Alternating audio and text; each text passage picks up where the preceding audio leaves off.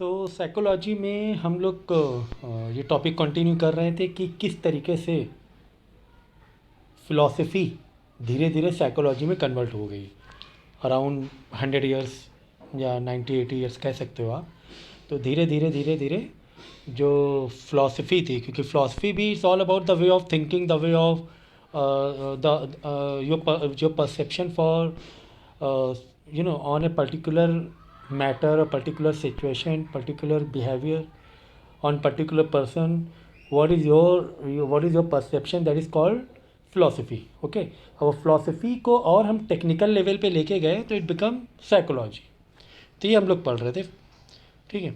तो जिसमें William James, जो फेमस टेक्स्ट बुक जिनकी आई थी, द प्रिंसिपल ऑफ साइकोलॉजी, ये मतलब विलियम जेम्स का बहुत बड़ा नाम है। ये साइकोलॉजी, जो फ़िलॉसफी से साइकोलॉजी में जो गया, जो कन्वर्ज़न हुआ, जो ट्रांसफॉर्मेशन हुआ, तो ये एक काफ़ी बड़ा ये थे philosopher as well as psychologist थे, जो उन्होंने बताया about the psychology. So James when and the other psychologist of time thought of psychology as a study of mind. They did experiment to find the laws relating even in the physical world to person. Mental experiment of those events. They studied attention or the process by which we become aware of some external events and not of other. They did many experiment in the areas of imagery, memory, thinking, emotion. तो इन लोगों ने, ये बड़े बड़े जो psychologist थे, इन्होंने काफ़ी एक्सपेरिमेंट किए, रिसर्च किए about the imagery, about the memory, about the thinking, about the emotions.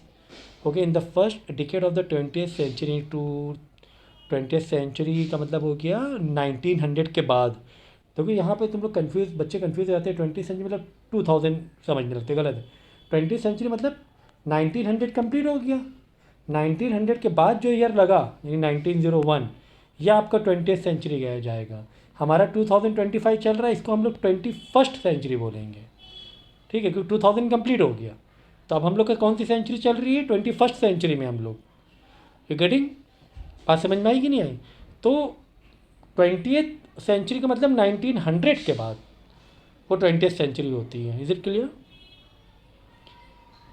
तो फर्स्ट डिकेड इन 1910 में कह लो। अबाउट द से डिफरेंट व्यूज उन्होंने रखा, nature of mind and best way to study it.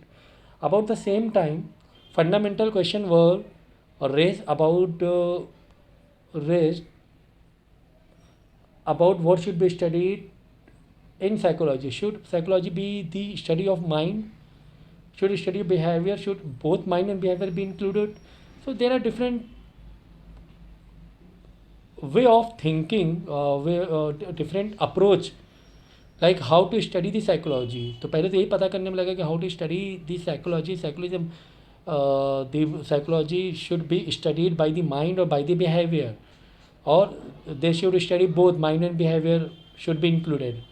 So different influential psychologists, जो बड़े psychologist थे, इनका इन्फ्लुएंस था, of time held quite different views on the nature of mind and the proper subject matter of psychology. अलग अलग जो psychologist थे उनके व्यूज़ भी अलग अलग थे, थोड़ा सा मतलब क्वाइट डिफरेंट, थोड़ा सा अलग अलग था, not too much. Schools of thought formed around these leaders as their students adopted their ideas. So these schools of thought are known as the school of psychology. तो schools of thought फॉर्म किया leaders ने, और इन्हीं school को school of psychology बोला गया है. And they set the direction for much of the research on mind and behaviour in the early years of this century. ठीक है, तो अब देखो कैसे इसका स्ट्रगलिज्म बना, कैसे स्ट्रक्चर बना इस साइकोलॉजी स्कूल का, कैसे स्ट्रक्चर तैयार होता चला गया. पहले तो एक लोग बुक्स लिखते थे, ऑथर होते थे, बुक लिखते थे और आर्टिकल के थ्रू फ़िलासफ़ी, फिर धीरे साइकोलॉजी में धीरे धीरे स्प्रेड होता गया वो इन्फॉर्मेशन. लेकिन धीरे धीरे फिर बाद में क्या होने लगे, स्कूल के फॉर्म में ग्रो होते गए. So the early school of psychology grew up around the ideas of Wim Wenders in Germany and was established at Cornell University in United States by one of Wenders' student, Edward B. Tickner. That is, he is from 1867 to 1927. तो इन्होंने क्या बताया, United US के ये थे सी, फिर से पढ़ रहे हैं, I think I broke the line. See, structuralism में क्या बताया, this early school of psychology grew up around the ideas of Wim Wenders in Germany and was established at Cornell University in the US by one of Wenders' student। ठीक है ना।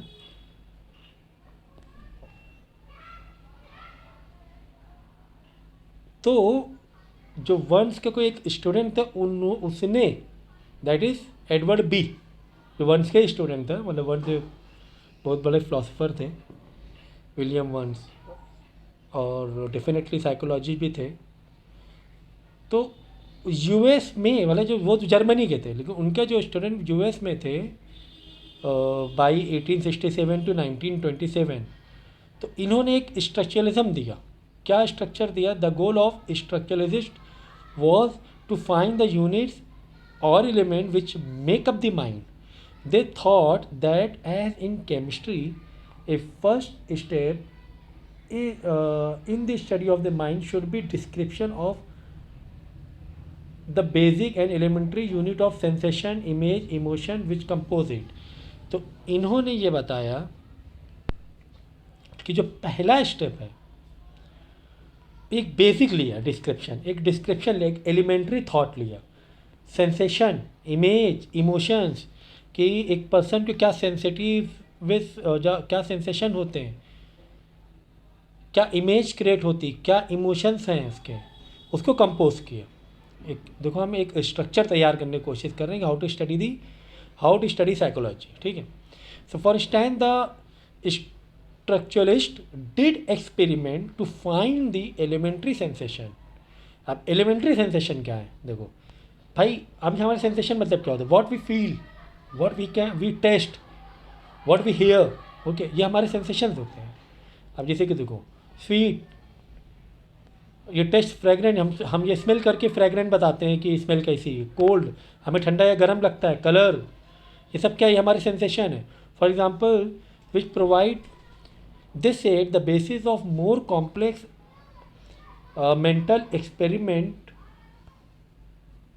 mental experiences। The main method used by structuralists to discover these elementary unit of mind was intros। देखो, पहले बात समझो यहाँ पे कहा क्या जा रहा है, क्योंकि देखो, जब तक पढ़ाने वाले को मज़ा ना आए तो पढ़ने वाले को मज़ा कैसे आएगा? ठीक है ना, ये एक इम्पॉर्टेंट चीज़ थी। देखो, स्टार्टअप क्या हुआ, यहाँ से नई एक इवोल्यूशन हुआ स्ट्रक्चरलिज्म से एक नई चीज़ का इवोल्यूशन हुआ टू स्टडी दी साइकोलॉजी।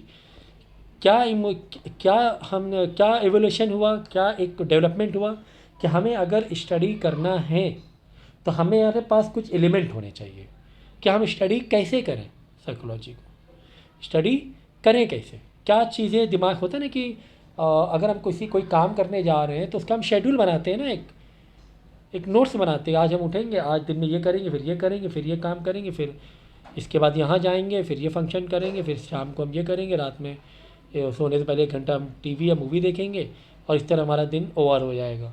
एक स्ट्रक्चर तैयार करते हैं एक डे का, या पिकनिक में जा रहे हैं, ठीक है, तो पिकनिक का क्या होगा, एक स्ट्रक्चर हम लोग तैयार करते हैं उस पिकनिक का, कि हम यहाँ जाएंगे, फिर यहाँ जाएंगे, फिर यहाँ से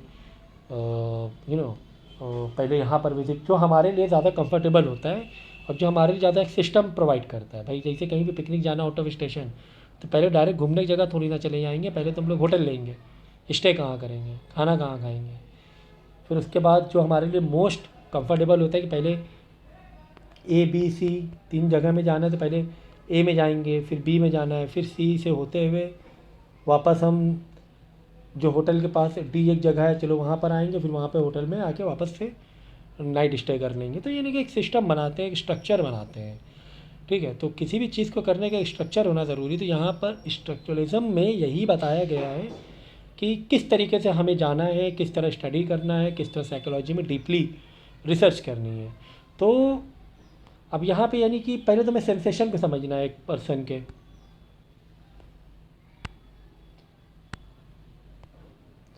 सेंसेशन को समझना है, ठीक है ना, इमेज उसकी क्या है, उसके इमोशंस क्या है, उन सबको हम कंपोज करेंगे।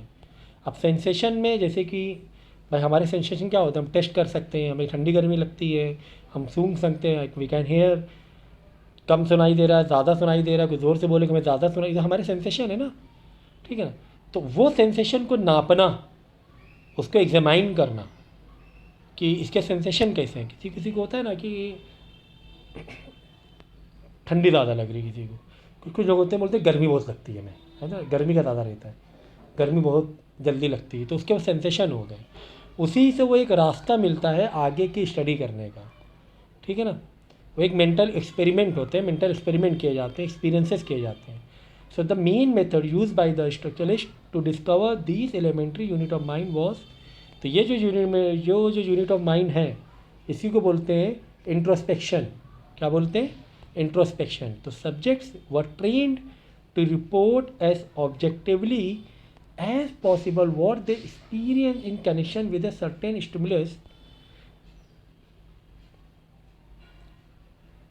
disregarding the meaning they had come to associate with the stimulus। तो stimulus मतलब stimulation, एक stimulation दिया जाता है, एक सैम्पलिंग की जाती है, एक कंडीशन, एक सिचुएशन तैयार की जाती है, इमेजिनरी सिचुएशन तैयार की जाती है उसको एक्सपीरियंस करने के लिए, पर्टिकुलर कंडीशन को, पर्टिकुलर सिचुएशन को एक्सपीरियंस करने के लिए एक स्टिमुलेशन दिया जाता है।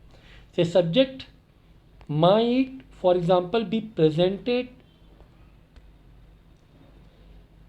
Eight with a colour light, a tone और an odor asked to describe its minutely as possible. तो यहाँ पर एक्सपेरिमेंट कैसे होता है, एक कंडीशन दी जाती है, एक सिचुएशन तैयार की जाती है एक पर्सन को के माइंड को एग्जामाइन करने के लिए। जैसे मैं कोई कलर की लाइट मारी, बोलो कि कौन सी कलर की लाइट है, लाइट रेड है, डार्क रेड है ना, या कोई टोन, कोई आवाज़ ऐसी दी जाती, शार्प आवाज़ है कैसी है, एंड ऑर्डर एक खुशबू कोई, तो उसको वो एग्जामाइन किया जाता है उसके माइंड को कि प्रॉपर तरीके से इसके सेंस काम कर रहे हैं, ठीक है ना। ऐसा नहीं रेड लाइट ग्रीन दिख रही है, एक बीमारी होती है किसी किसी को रेड लाइट ग्रीन दिखती है, ऐसा कुछ है। This experiment using introspection have given us a great deal of information about the kinds of sensation people है ना। किसी को कोई स्मेल होता है ना, किसी किसी को जल्दी स्मेल लग जाती है, ठीक है। जैसे हम, मेरा अपना मतलब मुझे स्मेल बहुत जल्दी लग जाती है, कुछ चीज़ खाना थोड़ा ही बासी हुआ या थोड़ा सा भी ये हुआ ना 19-20, तो पता चल जाता है, टेस्ट से पता चल जाता है, एज वेल एज स्मेल से पता चल जाता है। अक्सर बहुत जगह होटल रेस्टोरेंट में हमने गैस ऐसे लीक की जो प्रॉब्लम होती है, अपने सिलेंडर गैस फ़ौरन हम बता देते हैं, वहाँ पे जल्दी से ये करते हैं, नोटिफाई कराते हैं, अरे भाई तुम्हारे यहाँ यार थोड़ी गैस लीक हो रही है, आवाज़ हल्की सी, सॉरी नॉट आवाज़, हल्की सी स्मेल आ रही मुझे लग रही है।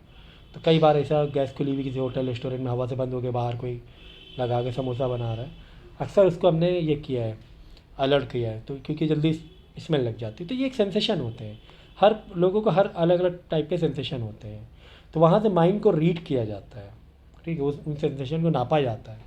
अब नापने के लिए कोई क्वांटिटी यूनिट नहीं होती है, क्वालिटी यूनिट से नापा जाता है। कुछ डेटा है ना क्वालिटेटिव बेस पर होता है, क्वालिटेटिव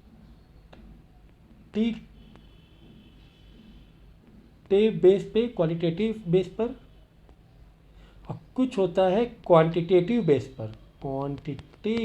पर, ठीक है ना। तो अब ये जो सेंसेशन है क्वालिटेटिव डेटा है, और ठीक है, इसमें कोई वजन थोड़ी ना है, कोई काउंटिंग थोड़ा कर सकते हैं हम लोग, है ना। तो क्वालिटेटिव बेस पर जो डेटा होता है, ये सब सेंसेशन, इमोशंस, एब्स्ट्रैक्शन, ये सब क्वालिटेटिव टाइप ऑफ डेटा होता है।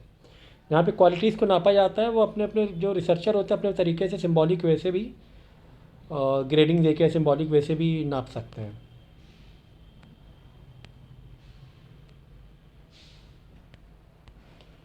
ठीक है, तो स्ट्रक्चरलिज्म समझ में आ गया। Next, gestalt psychology. This school of psychology was founded in Germany about 1912 by Max Wurthmeier, that he is from 1882 to 1943, and his colleague Kurt Kofka is from 1880 से 1941, तो ऑलमोस्ट सेम एज ग्रुप के ही थे, same as के भी almost थे, 7-8 साल का फ़र्क था। And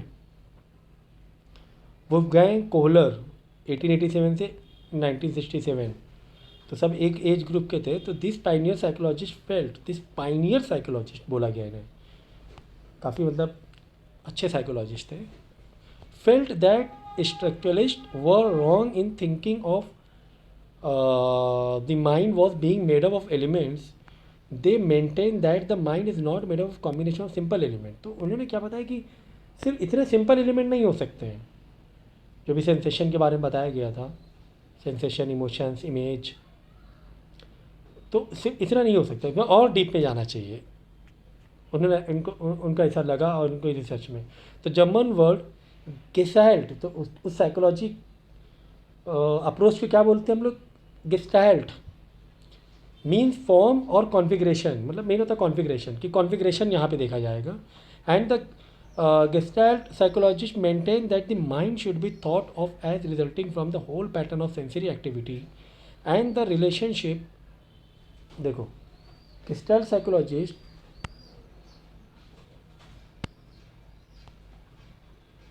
maintain that the mind should be thought of as resulting from the whole pattern of sensory activity and the relationship and the organization within this pattern.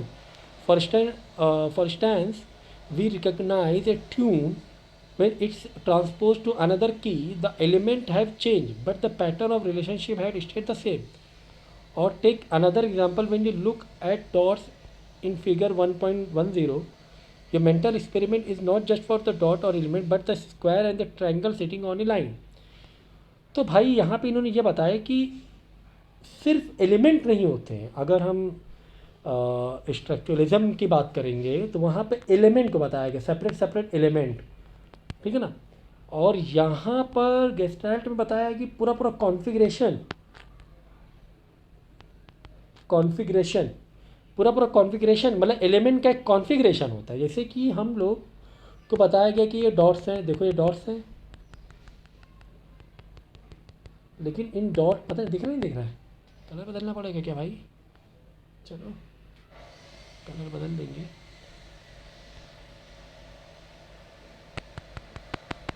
ठीक है, हमने डॉट तो देखा है, लेकिन हम डॉट के साथ में हमको ऐसा लग रहा है कि एक स्क्वायर या एक रेक्टेंगल टाइप का है, एक शेप भी दिख रहा है ना, एक कॉम्बिनेशन दिख रहा है, ठीक है ना, एक कॉम्बिनेशन टाइप का दिख रहा था वो डॉट्स में। कोई डॉट्स है, इट वो जो डॉट्स है, ठीक है डॉट्स तो दिख रहे हैं, लेकिन हमें डॉट के साथ एक सर्कल भी दिख रहा है, ऑलराइट।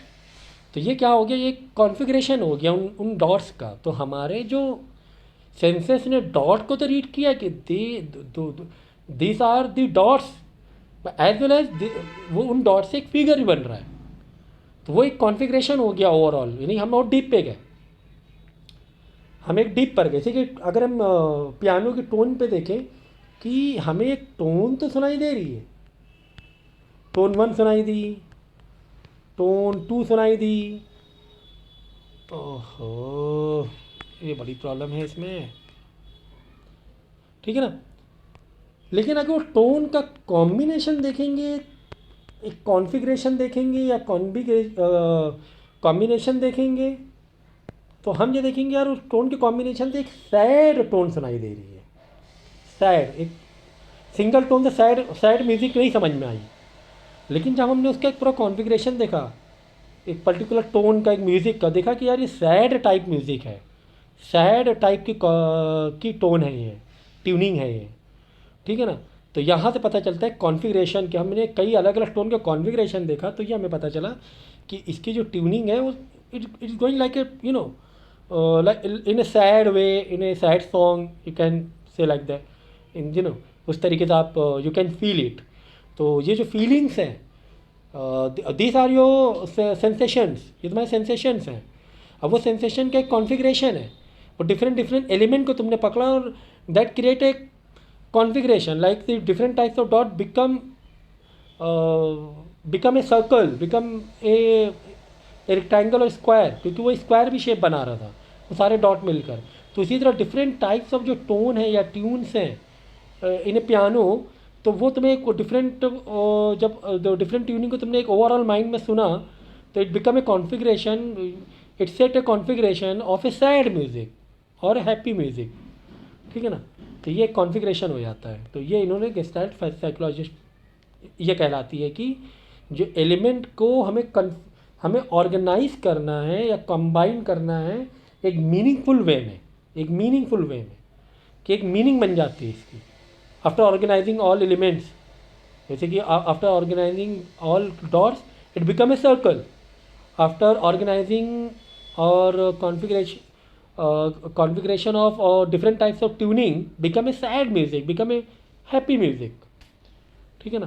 तो ये चीज़ इसमें बताई गई है जर्मन में जो स्कूलिंग थॉट्स रिसर्च भी है वहाँ से।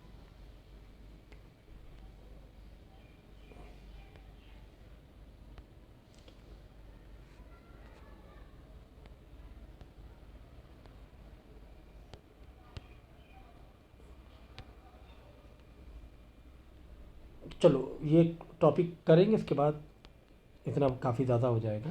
फंक्शनलिज्म, तो फंक्शनलिज्म, ठीक है ना, फंक्शन से फंक्शनलिज्म बना। सो फंक्शनलिस्ट, अब देखो फंक्शनलिज्म मतलब एक एक कॉन्सेप्ट हो गया, ठीक है। जैसे कि स्ट्रक्चरलिज्म, तो स्ट्रक्चरलिज्म जो कॉन्सेप्ट पे काम करते हैं उसे बोलते हैं स्ट्रक्चरलिस्ट बोलते हैं, ठीक है ना।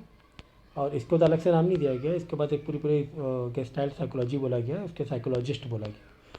पर फंक्शनलिज्म को फंक्शनलिस्ट बोला गया, who works based on functionalism psychology. So John Dewey, जो अभी बिल्कुल मतलब ज़्यादा पुरानी थॉट्स नहीं है, ठीक है ना, 1873 से 1954 में रहे हैं। So James and James R Angell 1869 से 1949, ये भी ऑलमोस्ट सेम ग्रुप के ही थे, एज ग्रुप के थे। एंड हार्वे कैर, ये भी 1873 से, है ना, ये तो दोनों बिल्कुल सेम ही एज ग्रुप के, exact birth year and death year. At the university of Chicago propose A psychology should study what mind and behaviour do.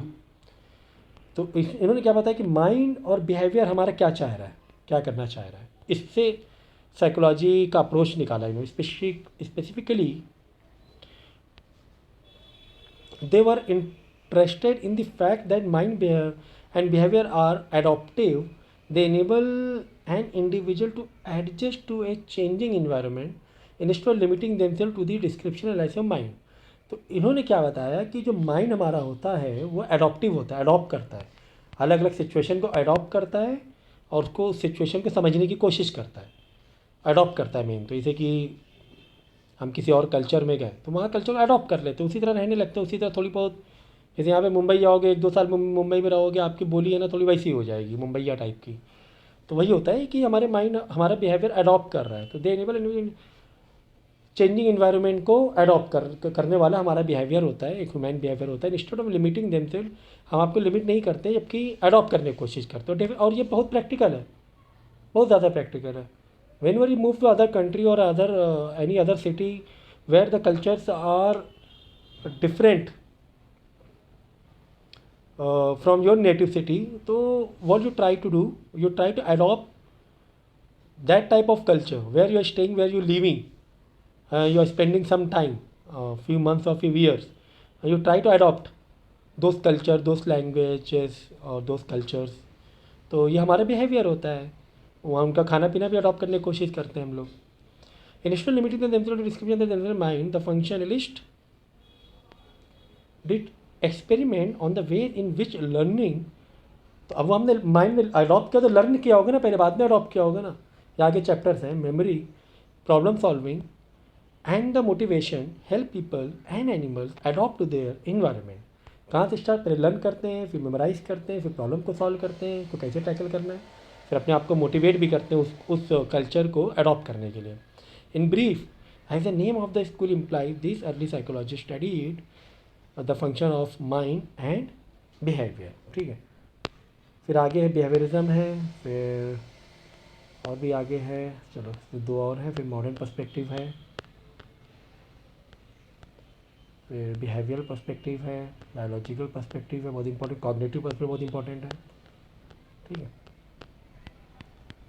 चलो अच्छा। तो यहाँ तक में अगर जो भी डाउट आपको निकलते हैं तो देखो, हमेशा याद रखो, teaching shouldn't be a single way communication. ये तो भाई आप अगर सिंगल वे कम्युनिकेशन से आप सीख रहे हो तो टोटली रॉन्ग कॉन्सेप्ट है टीचिंग का। टीचिंग का मतलब ही होता है there should be a two way communication. ये हमेशा याद रखो। अगर हमने पढ़ा दिया और आपने समझ लिया, बाद में बोला हाँ ओके सर, ऐसा हर बार तो पॉसिबल नहीं है, बिल्कुल नहीं है। आपको टू वे कम्युनिकेशन करना होता है, आपको डाउट पूछने होते हैं, आपको खुद स्टडी करनी होती है, खुद अपना भी अप्रोच रखना पड़ता है समझने का। हर बच्चा अपना एक यूनिक माइंड होता है, तो ये पॉसिबल ही नहीं है कि हमने पढ़ा दिया और आपने पूरा समझ लिया। आपको टू वे कम्युनिकेशन करना है, फीडबैक देना है, पलट के आपको पूछने हैं डाउट। तो ये तो बिल्कुल भी अच्छा तरीका नहीं होता है, ठीक है, पढ़ाई का। तो try to keep your own approach for learning and for understanding, and फिर उस पर है ना, you have to create your own doubt और you try to get the doubts. अगर थोड़ा और रिसर्च और डीपली सीखना है तो आपको डाउट ज़रूर मिलेंगे। ऊपर ऊपर सीखने के फिर डाउट क्या ही मिलेंगे।